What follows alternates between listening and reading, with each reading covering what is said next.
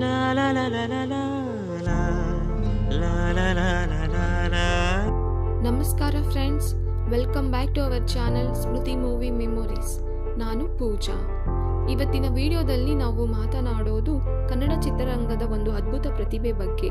ಅವರು ಕೇವಲ ಆಕ್ಟರ್ ಮಾತ್ರ ಅಲ್ಲ, ಡೈರೆಕ್ಟರ್, ಸ್ಕ್ರೀನ್ ರೈಟರ್, ಆಂಕರ್ ಎಲ್ಲ ಒಂದೇ ವ್ಯಕ್ತಿಯಲ್ಲಿ ಕಾಣಬಹುದು. ಅವರು ಯಾರು ಅಂದರೆ ಶಂಕರ್ ನಾಗ್ ಸರ್.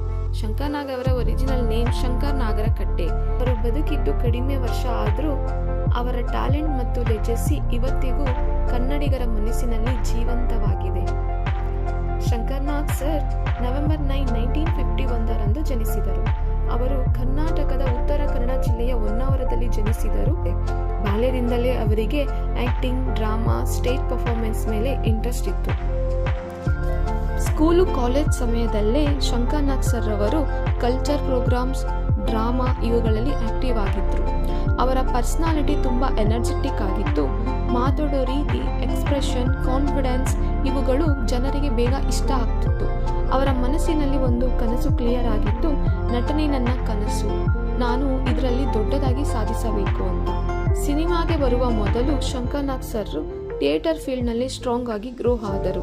ಥಿಯೇಟರಿಂದ ಅವರಿಗೆ dialogue timing, body language, emotion control, stage confidence ಎಲ್ಲ ಸ್ಟ್ರಾಂಗ್ ಆಗಿ ಬಿಲ್ಡ್ ಆಯಿತು. ಥಿಯೇಟರ್ ಎಕ್ಸ್ಪೀರಿಯನ್ಸ್ನಲ್ಲೇ ಅವರ ಸಿನಿಮಾ ಸಕ್ಸಸ್ಗೆ ಬೇಸ್ ಆಯಿತು.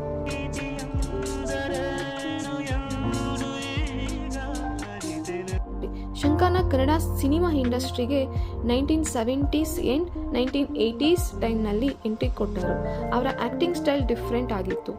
ಅವರು ಸೇಫ್ ರೋಲ್ಸ್ ಮಾತ್ರ ಮಾಡಲಿಲ್ಲ, ಅವರು ವೆರೈಟಿ ರೋಲ್ಸ್ ಚೂಸ್ ಮಾಡ್ತಿದ್ರು. ಕಾಮಿಡಿ, ಎಮೋಷ್ನಲ್, ಸೀರಿಯಸ್, ಆ್ಯಕ್ಷನ್ಸ್ ಎಲ್ಲ ಜಾನರ್ನಲ್ಲಿ ಶೈನ್ ಆಗಿದ್ರು. ಶಂಕರ್ ನಾಗ್ ಪಾಪ್ಯುಲಾರಿಟಿ ಬೆಳೆಯೋಕೆ ಮೇನ್ ರೀಸನ್ ಅವರ ಆ್ಯಕ್ಟಿಂಗ್ ನ್ಯಾಚುರಲ್ ಆಗಿತ್ತು. ಆಡಿಯನ್ಸ್ಗೆ ಆ್ಯಕ್ಟಿಂಗ್ ಅಂತ ಕಾಣಿಸದೆ ರಿಯಲ್ ಲೈಫ್ ಕ್ಯಾರೆಕ್ಟರ್ ಥರ ಕಾಣ್ತಿತ್ತು. ಅವರು ಯೂತ್ ಆಡಿಯನ್ಸ್ಗೂ ಕನೆಕ್ಟ್ ಆಗ್ತಿದ್ರು, ಫ್ಯಾಮಿಲಿ ಆಡಿಯನ್ಸ್ಗೂ ಕನೆಕ್ಟ್ ಆಗ್ತಿದ್ರು. ಅದಕ್ಕಾಗಿ ಶಂಕರ್ ನಾಗ್ ಹೆಸರು ಫಾಸ್ಟ್ ಆಗಿ ಕನ್ನಡ ಇಂಡಸ್ಟ್ರಿಯಲ್ಲಿ ಫೇಮಸ್ ಆಯಿತು. ಶಂಕರ್ ನಾಗ್ ಕೆರಿಯರ್ನಲ್ಲಿ ಬಿಗ್ಗೆಸ್ಟ್ ಟರ್ನಿಂಗ್ ಪಾಯಿಂಟ್ ಅಂದರೆ ಮಾಲ್ಗುಡಿ ಡೇಸ್. ಈ ಸೀರಿಯಲ್ ಇಂಡಿಯಾ ಲೆವೆಲಲ್ಲಿ ಸೂಪರ್ ಹಿಟ್ ಆಯಿತು. ಮಾಲ್ಗುಡಿ ಡೇಸ್ ಇಂದ ಶಂಕರ್ ನಾಗ್ ಹೆಸರು ನ್ಯಾಷನಲ್ ಲೆವೆಲ್ನಲ್ಲಿ ರೀಚ್ ಆಯಿತು. ಇದರಿಂದ ಕನ್ನಡ ಪ್ರತಿಭೆಗೆ ದೇಶಾದ್ಯಂತ ಗೌರವ ಮತ್ತು ಗುರುತು ಸಿಕ್ಕಿತು. ಇದು ಕನ್ನಡದ ಟ್ಯಾಲೆಂಟ್ಗೆ ಒಂದು ಪ್ರೌಡ್ ಮೂಮೆಂಟ್ ಕೂಡ ಆಗಿದೆ. ಶಂಕರ್ ನಾಗ್ ಅವರು ಆಕ್ಟರ್ ಮಾತ್ರ ಅಲ್ಲ, ಅವರು ಡೈರೆಕ್ಟರ್ ಆಗಿ ಕೂಡ ಒಂದು ಲೆಜೆಂಡ್ ಆಗಿದ್ರು. ಅವರು ಡೈರೆಕ್ಷನ್ ಮಾಡಿದ ಮೋಸ್ಟ್ ಫೇಮಸ್ ಮೂವಿ ಅಂದರೆ ಒಂದು ಮುತ್ತಿನ ಕತೆ. ಈ ಮೂವಿನ ನೀವು ಯಾರು ಮರ್ತಿರಲ್ಲ ಅಂತ ನನಗೆ ಚೆನ್ನಾಗಿ ಗೊತ್ತು. ಈ ಮೂವಿ ಕನ್ನಡ ಸಿನಿಮಾ ಇಂಡಸ್ಟ್ರಿಯಲ್ಲಿ ಒಂದು ಮೈಲ್ ಸ್ಟೋನ್ ಆಗಿದೆ. ಸ್ಟೋರಿ ಟೆಲ್ಲಿಂಗ್, ಸಿನಿಮಾಟೋಗ್ರಫಿ, ವಿಜುವಲ್ಸ್ ಎಲ್ಲ ನೆಕ್ಸ್ಟ್ ಲೆವೆಲ್ ಆಗಿತ್ತು. ಆ ಕಾಲಕ್ಕೆ ಇಂಥ ಮೂವಿ ಕನ್ನಡ ಇಂಡಸ್ಟ್ರಿಯಲ್ಲಿ ತುಂಬ ರೇರ್ ಆಗಿತ್ತು. ಶಂಕರ್ ನಾಗ್ ರಿಸ್ಕ್ ತೆಗೆದುಕೊಂಡು ಕ್ವಾಲಿಟಿ ಸಿನಿಮಾ ಮಾಡಲು ಟ್ರೈ ಮಾಡಿದ್ದರು. ಇದೇ ಅವರ ವಿಷನ್ ಆಗಿತ್ತು. ಈ ಸಿನಿಮಾ ಯಾರ್ಯಾರಿಗೆ ನೆನಪಿದೆ ಅಂತ ಕಮೆಂಟ್ ಮಾಡಿ ತಿಳಿಸಿ.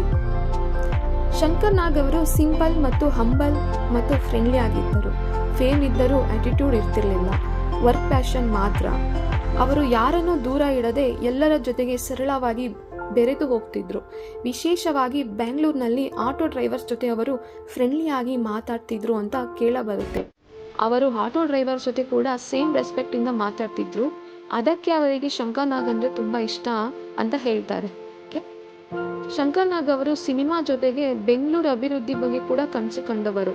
ಬೆಂಗಳೂರು ಮೆಟ್ರೋ ಕಲ್ಪನೆ ಬಗ್ಗೆ ಅವರು ಆರಂಭದ ದಿನಗಳಲ್ಲೇ ಮಾತಾಡಿದ್ದರು ಅಂತ ಹೇಳಲಾಗುತ್ತದೆ. ಇಂದು ಮೆಟ್ರೋ ನಡೆಯುತ್ತಿದೆ ಅಂದರೆ ಅವರ ವಿಷನ್ ಎಷ್ಟು ಮುಂದಿತ್ತೋ ಅನ್ನೋದಕ್ಕೆ ಒಂದು ಉದಾಹರಣೆ ಆಗಿದೆ. ಶಂಕರ್ ನಾಗ್ ಅವರು ಅರುಂಧತಿ ರಾವ್ರನ್ನು 1980ರಲ್ಲಿ ಮದುವೆ ಆದರು. ಅವರಿಗೆ ಒಂದು ಚೈಲ್ಡ್ ಇದ್ದಾರೆ ಅಂತ ಕೂಡ ಮಾಹಿತಿ ಇದೆ. ಶಂಕರ್ ನಾಗ್ ಅವರು ತುಂಬ ಯಂಗ್ ಏಜ್ನಲ್ಲೇ ನಮ್ಮನ್ನು ಬಿಟ್ಟು ಹೋದರು. ಅವರು ಸೆಪ್ಟೆಂಬರ್ 30, 1990 ಆಕ್ಸಿಡೆಂಟಿಂದ ಡೆತ್ ಆದರು. ಆನಗೋಡು ವಿಲೇಜ್, ದಾವಣಗೆರೆ, ಕರ್ನಾಟಕದಲ್ಲಿ. ಆಗ ಅವರ ಏಜ್ 35 ವರ್ಷ ಆಗಿತ್ತು. ಇದು ಕನ್ನಡ ಇಂಡಸ್ಟ್ರಿಗೆ ಒಂದು ಹ್ಯೂಜ್ ಲಾಸ್ ಆಗಿತ್ತು. ಅವರು ಇನ್ನೂ ಬದುಕಿದ್ರೆ ಕನ್ನಡ ಸಿನಿಮಾ ಇನ್ನಷ್ಟು ಬಿಗ್ ಲೆವೆಲ್ಗೆ ಹೋಗ್ತಿತ್ತು ಎನ್ನುವುದು ಬಹುಮಂದಿಯ ಫೀಲಿಂಗ್ ಆಗಿದೆ. ಶಂಕರ್ ನಾಗ್ ಎಂದರೆ ಕನ್ನಡಿಗರ ಪ್ರೈಡ್. ಅವರು ಇದ್ದದ್ದು ಕಡಿಮೆ ವರ್ಷ, ಆದರೆ ಅವರ ವರ್ಕ್ ಎಂದಿಗೂ ಮರೆಯೋಕ್ಕಾಗಲ್ಲ. ನಿಮಗೆ ಈ ವಿಡಿಯೋ ಇಷ್ಟ ಆದರೆ ಲೈಕ್ ಮಾಡಿ. ಶಂಕರ್ ನಾಗ್ ಫ್ಯಾನ್ಸ್ ಇದ್ದರೆ ಕಮೆಂಟ್ನಲ್ಲಿ ಹಾಕಿ. ಮತ್ತು ಇಂಥ ಇನ್ಸ್ಪೈರಿಂಗ್ ಬಯೋಗ್ರಫಿಗಾಗಿ ಚಾನಲ್ ಸಬ್ಸ್ಕ್ರೈಬ್ ಮಾಡಿ. Thanks for watching. ಯಾಕೋ ಹಂಗನು ನಗ್ತಾ ಇದೆಯಾ? ಊಟಕ್ಕೆ ಬರ್ತಾನ, ಆದ್ರೆ ನಗೋಕ್ಕೂ ಬರ್ತಾನಲ್ಲ. ನೋಡಿ ಸ್ವಾಮಿ ನಾವಿರೋದು ಹೀಗೆ, ಅರೆ ನೋಡಿ ಸ್ವಾಮಿ ನಾವಿರೋದು ಹೀಗೆ.